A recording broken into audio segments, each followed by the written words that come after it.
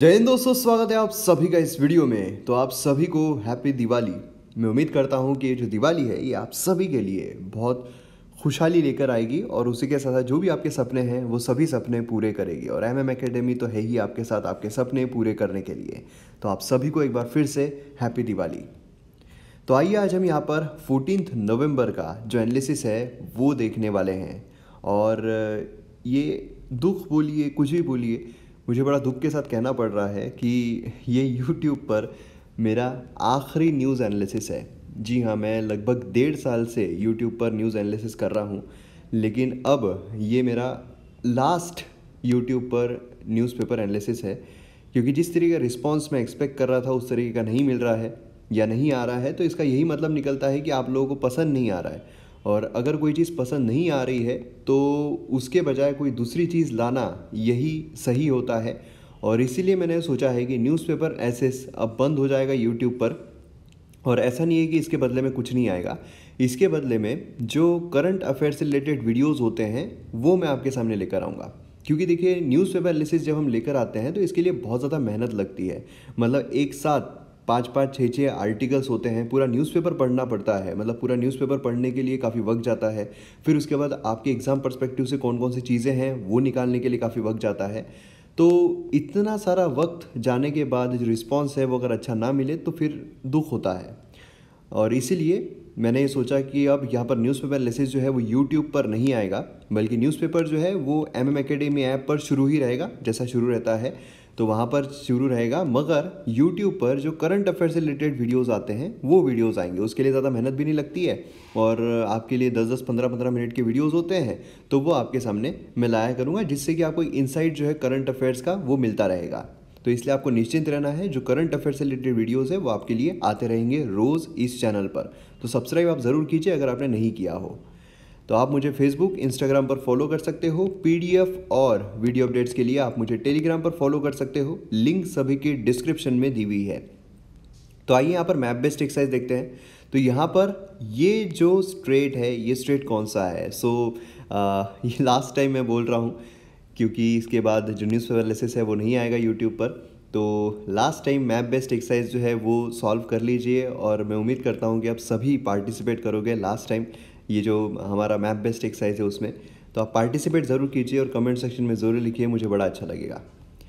तो आइए यहाँ पर एक्सप्लेन सेक्शन देखते हैं। तो एक्सप्लेन सेक्शन में यहाँ पर जो फर्स्ट आर्टिकल है वो यूएस एंड क्लाइमेट के बारे में बात की जा रही है ट्रम्प के बाद। अब ट्रम्प जो है उन्होंने क्लाइमेट को ज़्यादा सीरियसली लिया नहीं, क्लाइमेट चेंज को ज़्यादा सीरियसली लिया नहीं। तो इसीलिए उन्होंने बहुत सारे जो भी हमारे ऑर्गेनाइजेशंस है, जो भी हमारी पार्टीज़ यहाँ पर बनी हुई है, कमीशन जो भी हमारे बने हुए हैं जो हमारे क्लाइमेट चेंज के लिए, तो उसमें उन्होंने पार्टिसिपेट नहीं किया या फिर उसमें से वो बाहर निकल गए। जैसे कि रिसेंटली पेरिस एग्रीमेंट जो है उसमें से भी वो बाहर निकल गए थे, है ना। तो ये जो चीज़ें हैं, अब ट्रम्प जाने के बाद इस पर क्या असर होने वाला है, क्या होने वाला है, उसके बारे में इस आर्टिकल में बात की जा रही है। तो इससे हम अच्छी तरीके से देखेंगे। उसी के साथ साथ D linking a vaccine from intestine disorder. तो यहाँ पर कौन सी वैक्सीन इंटेस्टाइन डिसऑर्डर से इसको डी लिंक किया जा रहा है, तो इसके रिगार्डिंग में हम जानकारी लेंगे। ये वाला आर्टिकल हमारे एग्जाम पर्सपेक्टिव से इंपॉर्टेंट नहीं है। फिर हम एडिटोरियल पेज देखते हैं। तो जो एडिटोरियल पेज आइडियाज़ पेज है, इसमें से जो एडिटोरियल पेज है उसी के 2 एडिटोरियल्स हमारे एग्जाम पर्सपेक्टिव से काफ़ी इंपॉर्टेंट है। जैसे कि मैंने आपको कहा था कि कल हमने देखा कि जो 3.0 पैकेज गवर्नमेंट की तरफ से लाया गया है, तो पैकेज में क्या क्या, किसके लिए क्या क्या है वो हमने देखा। लेकिन क्या वो सफिशिएंट है या और भी चीज़ें यहाँ पर की जाने की ज़रूरत है, वो यहाँ पर बात की जा रही है। उसी के साथ साथ पाकिस्तान के बारे में बात की जा रही है कि पाकिस्तान उसने अपना जियोग्राफिकल जो एडवांटेज है वो लिया ही नहीं, जिससे कि वो एक ट्रेडिंग नेशन जो है वो बन सके। नहीं तो न्यूक्लियर पावर बनने के बाद एक ट्रेडिंग पावर भी वो बन सकता था, मगर उसने उसका फ़ायदा ही नहीं उठाया। तो इस आर्टिकल को भी हम देखेंगे, जो हमारे GS2 पर्सपेक्टिव से, इंटरनेशनल रिलेशंस पर्सपेक्टिव से काफ़ी इंपॉर्टेंट हो सकता है। और उसी के साथ साथ यहाँ पर आइडियाज़ पेज में अगर हम देखते हैं तो ये हमारे लिए इम्पॉर्टेंट नहीं है, ये भी हमारे लिए इम्पॉर्टेंट नहीं है। तो फॉर द फाइनल टाइम जो आज का न्यूज़पेपर एनालिसिस आ रहा है, for the last time on YouTube मेरे द्वारा, तो आइए देखते हैं किस तरीके से हम आर्टिकल्स को कवर करेंगे। लेकिन उससे पहले आपको ज़रा जल्दबाजी करनी होगी। फास्ट आपको हरी अप करना होगा क्योंकि 3 दिन ही बचे हैं। दिवाली धमाका ऑफर जो चल रहा है MM एकेडमी ऐप पर, MM एकेडमी ऐप पर मेरे द्वारा बहुत सारे कोर्सेज लाए जा रहे हैं, जैसे कि मॉडर्न हिस्ट्री का कोर्स कंप्लीटली अवेलेबल है, पॉलिटी का कोर्स कंप्लीटली अवेलेबल है। उसी के साथ एंशिएंट हिस्ट्री के कोर्स में सिर्फ 2 ही लेक्चर्स बचे हैं, वो कवर हो जाएंगे। उसी के साथ साथ ज्योग्राफी का कोर्स चल रहा है, एथिक्स का कोर्स चल रहा है, और भी बहुत सारे कोर्सेस आने वाले हैं। इकोनॉमी का कोर्स आने वाला है, एनवायरमेंट का कोर्स आने वाला है, और भी बहुत सारे कोर्सेस आने वाले हैं जो आपको एग्जाम में काफ़ी फ़ायदा पहुंचाएंगे। तो इतनी कम प्राइजेस है, मतलब बाकी जगहों पर जब जितना आपको 1 महीने का लग रहा है, यहाँ पर आपको उससे भी कम में 2 साल का मिल रहा है। तो इसीलिए जल्द से जल्द डाउनलोड कीजिए MM एकेडमी ऐप, और जो ऑफ़र है वो सिर्फ 3 दिन के लिए ही वैलिड है। तो इसीलिए जल्द से जल्द डाउनलोड कीजिए और सब्सक्रिप्शन लीजिए। आइए यहाँ पर हम जानने की कोशिश करते हैं फॉर द लास्ट टाइम जो एडिटोरियल्स आर्टिकल्स आ रहे हैं US and climate after Trump. तो जिन्होंने पहले का पार्ट मिस कर दिया है, पहले का पार्ट स्किप कर दिया है, सीधा एडिटोरियल पर आए हैं, उनके लिए फिर से मैं बताना चाहता हूँ कि आज का जो न्यूज़पेपर एनालिसिस है ये लास्ट न्यूज़पेपर एनालिसिस है यूट्यूब पर मेरे द्वारा, क्योंकि जिस तरीके का क्योंकि 1.5 साल से मैं कर रहा हूँ, जिस तरीके का मैं एक्सपेक्ट कर रहा था रिस्पांस, उस तरीके का रिस्पांस नहीं मिला है। तो इसीलिए जो रिस्पांस नहीं मिल रहा है तो इसका मतलब है पसंद नहीं आ रहा है, और जो पसंद नहीं आ रहा है उसको बंद करना ही सही है। तो इसीलिए न्यूज़पेपर एनालिसिस ये मेरा लास्ट है आज जो आ रहा है। इसके बाद न्यूज़पेपर एनालिसिस मेरे द्वारा नहीं आएगा यूट्यूब पर। ये जो न्यूज़पेपर एनालिसिस है MM एकेडमी पर चलता रहेगा, और यूट्यूब पर जो करंट अफेयर से रिलेटेड वीडियोज़ है वो आते रहेंगे, जिससे कि आपको करंट अफेयर जो है उसके रिगार्डिंग इन्फॉर्मेशन मिलती रहेगी। कॉम्प्रहेंसिव डिटेल में हम करंट अफेयर्स जो है उनको डिस्कस करेंगे, लेकिन न्यूज़पेपर एनालिसिस जो है वो नहीं आएगा। तो यहाँ पर for the last time US and climate after Trump. तो आइए देखते हैं इस एडिटोरियल को। मुझे भी काफ़ी बुरा लग रहा है, पर खैर चलिए एनर्जी के साथ देखते हैं। ये हमारे GS पेपर 3 के लिए काफ़ी इंपॉर्टेंट है। आइए यहाँ पर देखते हैं क्या बात की जा रही है। तो देखिए, जो कैंपेन है वो चल रहा था, और ट्रम्प जो है उसने क्लाइमेट चेंज को एक हॉक्स की तरह देखा था कि यार क्या है ये, दिस इज बुलशिट मैन, ना ना ना, ऐसा कुछ भी नहीं है, ऐसा वैसा सब बोल रहा था, ठीक है। और उसने यहाँ पर क्या किया कि जितने भी बड़े बड़े अग्रीमेंट्स है उससे वो बाहर निकलने की कोशिश कर रहा था, और जो पेरिस अग्रीमेंट है उससे भी वो बाहर निकल गया, है ना। ट्रम्प ने यहाँ पर प्रॉमिस किया था और अपना प्रॉमिस जो उसने डिलीवर भी किया। अब यहाँ पर हुआ क्या है कि जो प्रेसिडेंसी है उसके तहत बाकी भी बहुत सारे डिसीजंस लिए गए जो कि क्लाइमेट चेंज के अगेंस्ट में हैं, जैसे कि कोल हो गया, क्लीन एनर्जी हो गया, इसके लिए भी उसने कई सारे डिसीजंस लिए हैं। लेकिन अब बिडेन जो है उसने पहले ही अनाउंस किया था कि जो डोनाल्ड ट्रम्प है उसने जो पेरिस एग्रीमेंट से वो बाहर निकला है ना भाई साहब, मैं वहाँ पर फिर से ज्वाइन कर लूँगा, आपको बिल्कुल निश्चिंत रहना है, मुझे वोट करो, मैं फिर से ज्वाइन कर लूँगा। अब यहाँ पर बिडेन जो है उसकी जीत हो चुकी है, तो अब यही उम्मीद किया जा रहा है कि पेरिस एग्रीमेंट जो है फिर से वो ज्वाइन कर लेगा। तो पेरिस एग्रीमेंट है क्या? 2015 में पेरिस एग्रीमेंट जो है वो साइन किया गया था, वो लिया गया था, क्योंकि ग्लोबल टेम्परेचर जो है वो काफ़ी ज़्यादा राइज हो रहा है। आप अगर देखोगे धूपकाले में काफ़ी प्रॉब्लम होती है ना। तो एक्चुअल में क्या था कि यहाँ पर प्री इंडस्ट्रियल टाइम्स पर जो टेम्परेचर है तो विदिन 2 डिग्री सेल्सियस जो है वो हमें रखना है, मतलब यहाँ पर इतना बढ़ने नहीं देना है, हमें यहाँ पर कम रखना है, ठीक है। अब ये जो टारगेट है अचीव नहीं किया जा सकता है जब तक यूनाइटेड स्टेट्स जो है वो पार्टिसिपेट ना करे। क्यों? क्योंकि यूनाइटेड स्टेट्स जो है वो अभी भी सेकेंड लार्जेस्ट इमिटर है ग्रीन हाउस गैसेस का पूरी दुनिया में, चाइना के बाद। मतलब सबसे पहले चाइना का नंबर आता है जहां पर वो ग्रीन हाउस गैसेस जो है वो इमिट करते हैं, उसके बाद हमें जो USA है उसका नंबर देखने को मिलता है। ग्रीन हाउस गैसेस क्या होते हैं? देखिए कि फर्ज कीजिए कि आप एक कार में बैठे हुए हो और ऊपर का जो ग्लास टॉप है वो खुला है, ठीक है। मतलब जैसे कि आप जीप कंपास ही ले लो ना अपनी कार है, जीप कंपास ही ले लो, उसमें जो ग्लास टॉप है, ऊपर का ग्लास टॉप जो है वो अगर हम खोल के रखते हैं, ठीक है, ये मतलब ऊपर का जो पोर्शन है वो खुला है, सिर्फ ग्लास नजर आ रहा है, और अगर हम धूप में रखते हैं, अब धूप में क्या होगा कि धूप जो है वो तो अंदर आ जाएगी, धूप अच्छी खासी अंदर आएगी, ठीक है। फिर क्या होगा, जो रिटर्न यहाँ पर जा रही है, रिफ्लेक्ट होकर जो रिटर्न जा रही है, बहुत सारी चीज़ें यहाँ पर, बहुत सारे जो सनरेज है वो एब्जॉर्ब हो जाएंगे, जो यहाँ पर रिटर्न जा रहे हैं उसको एक ग्लास टॉप जो है वो जाने ही ना देगा, वो बोलेगा नहीं भैया तुम अंदर रुको, जाने ही नहीं देगा। इसके वजह से क्या होगा, इसके वजह से जो हीट है वो अंदर ज़्यादा बढ़ जाएगी कंपैरेटिवली अगर ये जो कवर है वो लगाया होता, है ना। इसी तरीके से हमारे यहाँ पर भी जो ग्रीन हाउस गैसेस है वो काम करते हैं। मतलब क्या है कि हमारी अर्थ है, अर्थ के ऊपर यहाँ पर ग्रीन हाउस गैसेस है, ये क्या करते हैं, जो सन रेज है वो अंदर आती है और फिर यहाँ पर सन रेज जब स्ट्राइक करती है तो यहाँ पर कुछ सन रेज जो है वो एब्जॉर्ब कर ली जाती है हमारे अर्थ के द्वारा, और कुछ सन रेज जो है वो रिफ्लेक्ट कर दी जाती है। लेकिन जो रिफ्लेक्टेड सन रेज है उसको ये ग्रीन हाउस गैसेस जाने नहीं देती, एस्केप नहीं करने देती है, और फिर यहाँ पर ये फिर से ट्रैप होकर रह जाती है। इसके वजह से क्या होता है कि हमारी जो अर्थ है वो हमें गर्म, हीटेड नजर आती है। तो यहाँ पर ग्रीन हाउस गैसेस जितने बढ़ेंगे उतनी ज़्यादा हीट जो है वो भी यहाँ पर बढ़ जाएगी, है ना। तो इसीलिए यहाँ पर ग्रीन हाउस गैसेस का इमिटर कौन है? चाइना है सबसे बड़ा, दूसरा हमें यूएसए जो है वो देखने को मिलता है। यूएसए अंडर बराक ओबामा, उसने यहाँ पर प्रॉमिस किया to cut its green house gas emission by 26 to 28% 2030 तक, ठीक है, compare to 2005 base line as a part of commitment to Paris agreement. Paris agreement अगर हम देखते हैं तो ये यहाँ पर सभी कंट्रीज, मतलब सिर्फ यूएसए ही नहीं, सभी कंट्रीज जो है उन्होंने अपना इमिशन जो है वो कम करना चाहिए, ऐसा यहाँ पर बोलते हैं।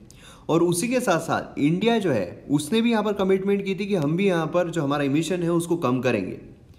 अब ट्रंप एडमिनिस्ट्रेशन के द्वारा क्या किया गया? ट्रंप जो है उसको ये बिल्कुल पसंद नहीं आया। उसने बोला कि भैया मुझे जो पेरिस एग्रीमेंट है पसंद ही नहीं है, और जो डेवलपमेंट है वो होती रहनी चाहिए। मतलब यहाँ पर क्लाइमेट चेंज हो रहा है तो क्या हम हमारी डेवलपमेंट जो है वो रोक देंगे? डेवलपमेंट रोक देंगे तो क्या हमारा जॉब क्रिएशन रोक देंगे? जॉब क्रिएशन रोक देंगे तो हमारी इकोनॉमी के काम नीचे लेकर आ जाएंगे? ये तो गलत है। इसीलिए क्लाइमेट कितना खराब हो रहा है होने दो, हमें यहाँ पर क्लाइमेट से कोई लेना देना है नहीं। हमें यहाँ पर क्या करना है? जॉब क्रिएशन करना है। जॉब क्रिएशन कैसे होंगे? इंडस्ट्रियलाइजेशन करके। इंडस्ट्रियलाइजेशन कैसे करेंगे? अगर बहुत सारा इमिशन होगा, बहुत ज़्यादा वो काम करेंगे, है ना।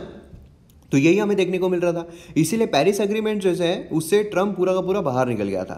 तो सेवरल अदर डिसीजन जो है ट्रम्प के, जो उन्होंने प्रेसिडेंट बन के लिए हैं, उससे जो प्रॉब्लम्स है काफ़ी ज़्यादा हुए हैं। इकोनॉमिक एक्टिविटी बढ़ाने के लिए ये सारी चीज़ें जो उसने की है, डोमेस्टिक जॉब्स है उसको प्रमोट करने के लिए, उसने यहाँ पर फॉसिल फ्यूल इंडस्ट्रीज जो है उसको भी डायरेक्टली यहाँ पर क्या किया है? प्रमोट किया है, जिससे कि इमिशन जो है उसमें भी काफ़ी ज़्यादा बढ़ोतरी जो है वो हमें देखने को मिली है। बिगेस्ट डैमेज जो यहाँ पर हुआ है वो हुआ है कि यहाँ पर ट्रस्ट जो है मेजर इकोनॉमीज का वो उठ गया है कि यार ये यूएसए जो है, यूएसए इतना बड़ा इमिटर है, अगर वही नहीं कर रहा है तो फिर बाकी कंट्रीज के करने का मतलब क्या है? बाकी कंट्रीज कितना भी करते रहे, यूएसए नहीं करेगा तो फिर हम क्लाइमेट चेंज है उसको कैसे कंट्रोल कर पाएंगे, है ना। तो ये प्रॉब्लम जो है यहाँ पर बहुत सारी मेजर इकोनॉमीज फेस कर रही थी। लेकिन फिर हमारे आते हैं बिडेन, मतलब बिडू, ये आ रहे हैं। अब यहाँ पर क्या हुआ? बिडेन जो है उसे अज्यूम जब कर रहे हैं प्रेसिडेंसी, तो फिर अब यहाँ पर हम समझ सकते हैं कि पेरिस एग्रीमेंट जो है फिर से वो रिटर्न करने वाले हैं। लेकिन पेरिस एग्रीमेंट को रीज्वाइन करना क्या ये सफिशिएंट है?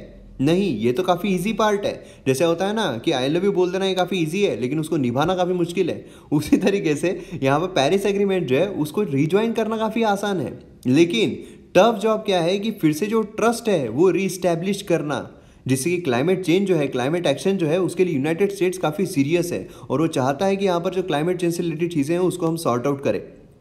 यूनाइटेड स्टेट्स को need to quickly catch up and demonstrates climate leadership. यहाँ पर लीडरशिप लेना उसको बहुत ज़्यादा ज़रूरी है, तब जाकर जो चीज़ें हैं वो सॉर्ट आउट हो सकती है, नहीं तो फिर चीज़ें जो है वो सॉर्ट आउट नहीं होगी।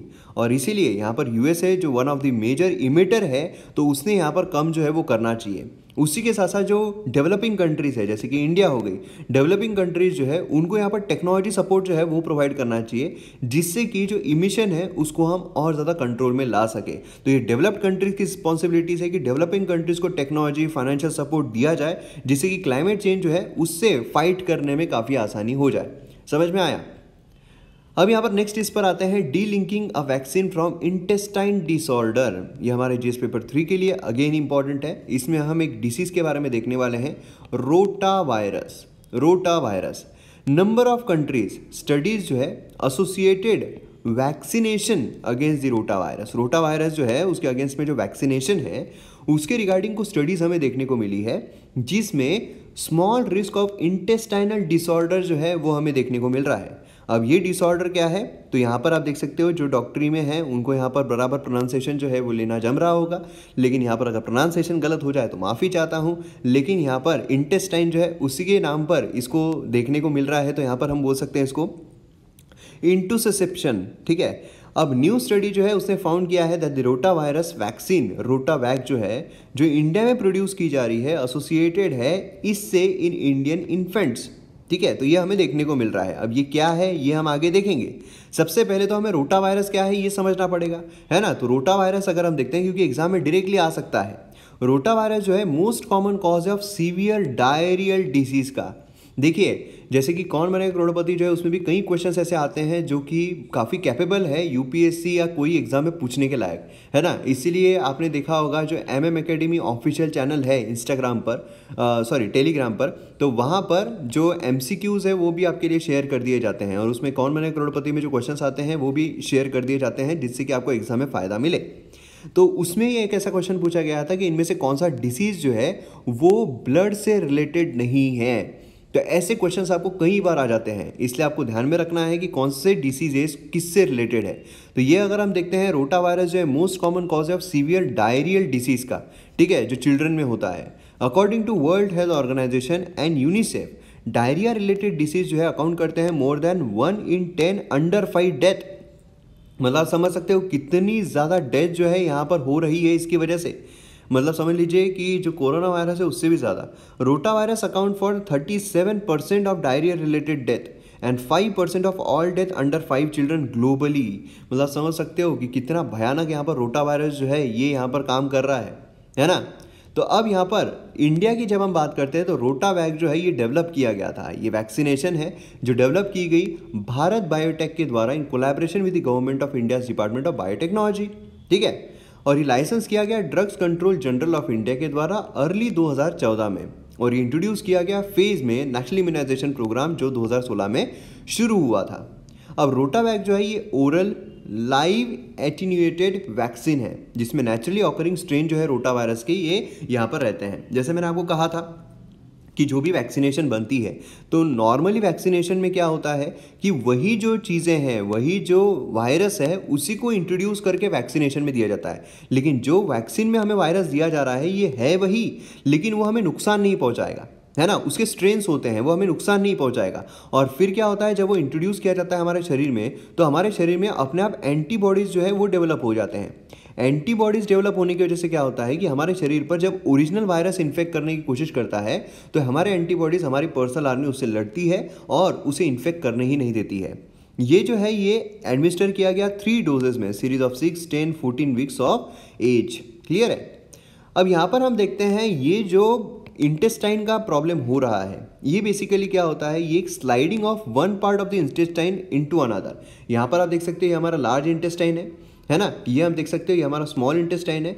और ये जो चीज़ है इसमें क्या होता है, small intestine is in the large intestine. तो मतलब क्या हो रहा है कि ये स्लाइडिंग ऑफ वन पार्ट, हमारा जो एक पार्ट है इंटेस्टाइन का दूसरे पार्ट में जा रहा है। ये काफ़ी कॉमन होता है बच्चों में, ठीक है। और अडल्ट में अगर देखा जाए तो usually reason like a tumour या फिर अदर जो इंटेस्टाइनल कंडीशंस है उसके वजह से प्रॉब्लम जो है हमें देखने को मिलता है। तो ये अगर आपको पूछा जाए कि किससे रिलेटेड है तो ये आपको पता रहना चाहिए कि इंटेस्टाइन जो है इससे रिलेटेड है। क्लियर है। अब फाइंडिंग्स जो है ये हमारे मेंस पर्सपेक्टिव से काफ़ी इंपॉर्टेंट होती है, क्योंकि जब आपको मेंस में कोई क्वेश्चन पूछा जाए उसमें अगर आप फाइंडिंग्स लिख लेते हो तो एक बहुत ही अच्छा इंपैक्ट पड़ता है। फाइंडिंग्स अगर हम देखते हैं तो अप्रैल 2016 से थ्रू जून 2019 970 इन्फेंट जो है उनको यहाँ पर ये एनरोल किए गए हैं और 589 इन्फेंट जो है who were 28 to 365 days of age include the case series analysis. Relative incidence जो है हमें देखने को मिल रहे हैं आफ्टर द फर्स्ट डोज, ठीक है, 7 days 0.35 in the next 14 days। Similar result जो ऑब्जर्व किए गए हैं after second and third doses. तो ये भी फाइंडिंग्स जो है काफ़ी इंपॉर्टेंट हो जाती है हमारे एग्जाम पर्सपेक्टिव से।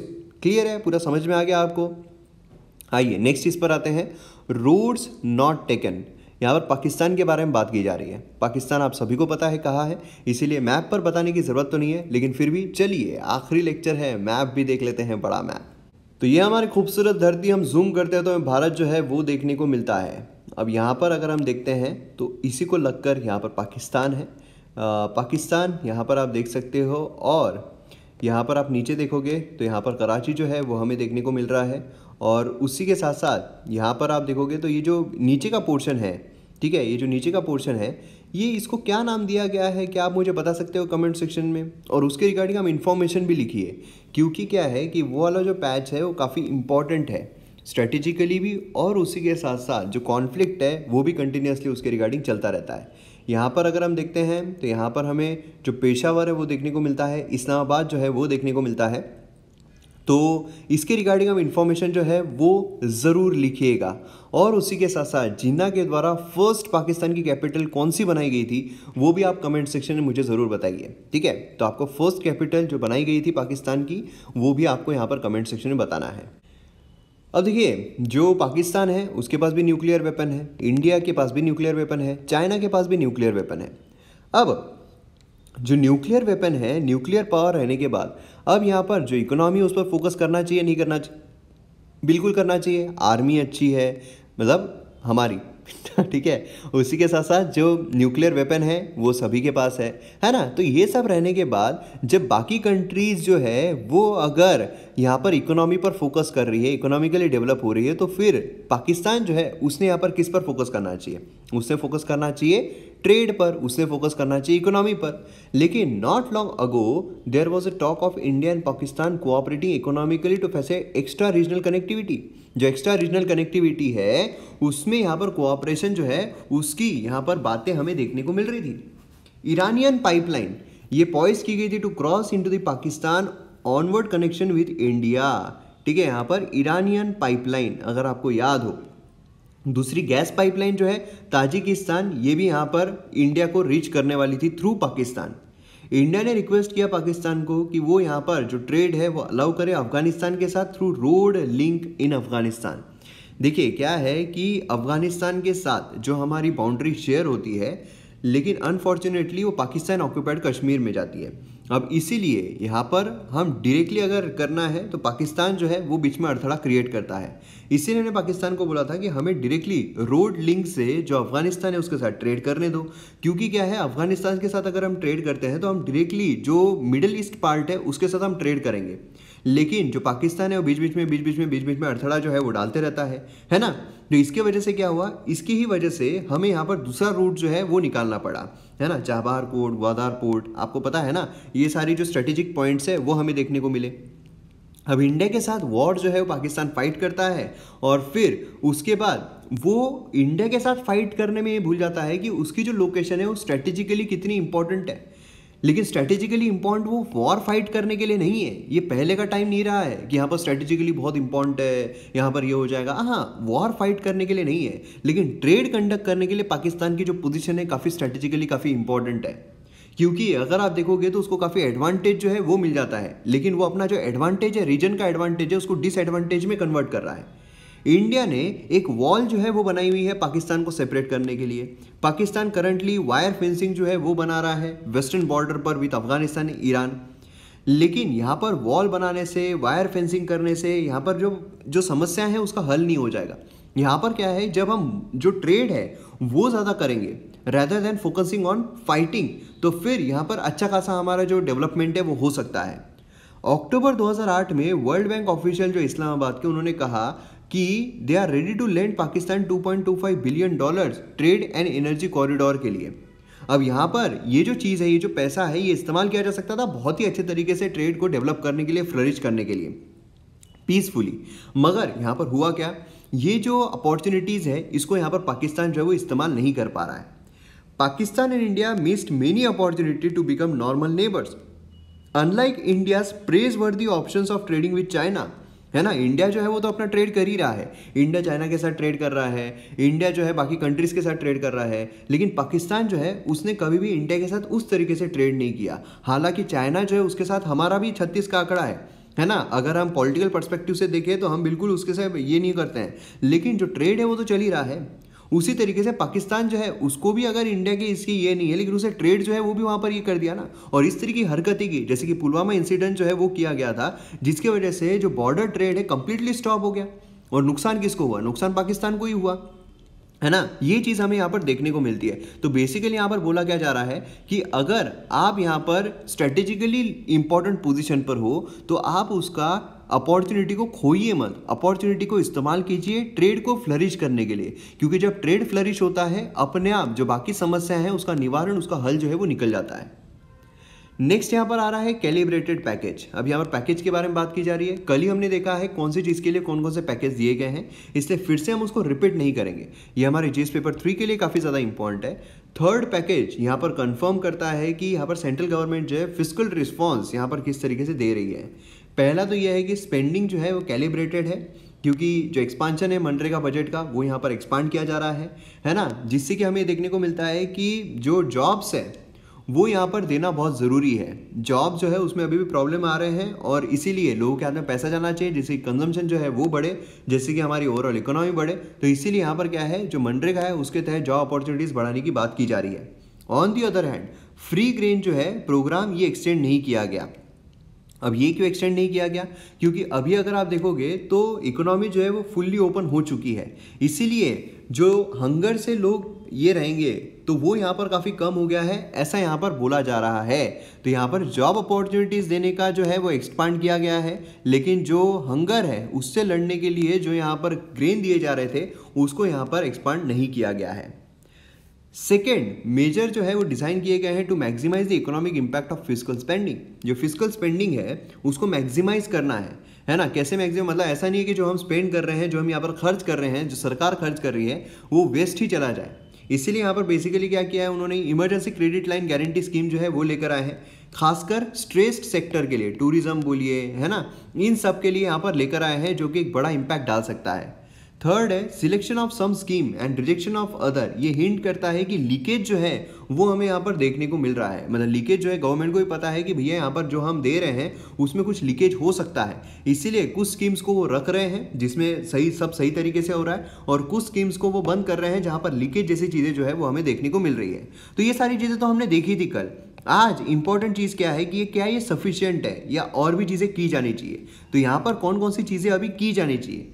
पहली चीज़ यहाँ पर आती है रिकैलिब्रेशन ऑफ बोरोइंग यहाँ पर होना चाहिए, जो कि बॉन्ड मार्केट को थोड़ा रिलीफ जो है वो प्रोवाइड करे।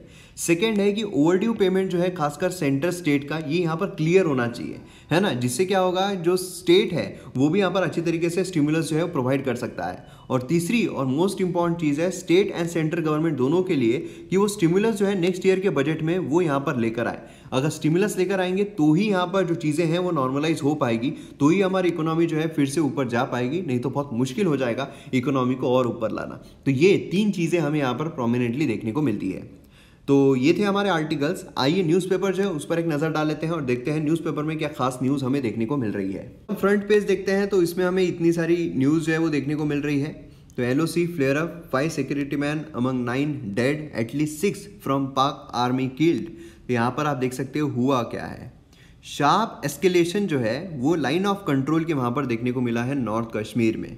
ठीक है, LOC एंड LAC इसमें आपको कंफ्यूज नहीं होना है। LOC हमें पाकिस्तान ऑक्युपाइड कश्मीर के वहाँ पर देखने को मिलता है, LAC हमें जो अक्साई चीन एरिया है वहाँ पर देखने को मिलता है। LOC और LOC में डिफरेंस क्या है, LOC डिमार्केटेड है, LAC जो है वो डिमार्केटेड नहीं है। डिमार्केटेड का मतलब क्या है कि दोनों ही गवर्नमेंट की तरफ से देखने को मिलता है कि हाँ भैया ये LOC है, लेकिन LAC जो है उसके रिगार्डिंग डिमार्केटेड ना रहने की वजह से हर गवर्नमेंट का अपना अपना परसेप्शन है कि ये LAC है, ये LAC है। क्लियर है, तो ये चीज़ हमें यहाँ पर देखने को मिलती है। तो LOC के वहाँ पर फिर से यहाँ पर प्रॉब्लम जो है वो हमें देखने को मिल रही है। उसी के साथ साथ यहाँ पर जो है, यहाँ पर आप देख सकते हो कि जो ED है, फिर से ED का यहाँ पर देखने को मिल रहा है, एनफोर्समेंट डायरेक्टरेट। तो एनफोर्समेंट डायरेक्टरेट के बारे में मैंने कई बार आपको चीज़ें जो है वो बताई है कि एनफोर्समेंट डायरेक्टरेट क्या होता है, उसका काम क्या होता है, ये काफ़ी इंपॉर्टेंट हो जाती है। ये जो भी बॉडीज़ आती है ये हमारे एग्जाम के लिए काफ़ी इंपॉर्टेंट होती है, बाकी न्यूज़ हमारे एग्जाम के लिए इंपॉर्टेंट नहीं होती है।